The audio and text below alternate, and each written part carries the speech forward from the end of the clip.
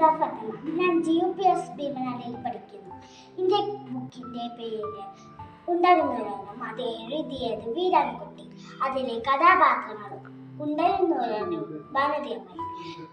അച്യുതനും അപ്പുവും മേട്ടനും മനിയനുമാണ്. മെലിഞ്ഞ നൂല് പോലെയാണ് അച്യുതൻ. അതുകൊണ്ട് കൂട്ടുകാർ അവനെ നൂലച്ചു എന്ന് വിളിച്ചു.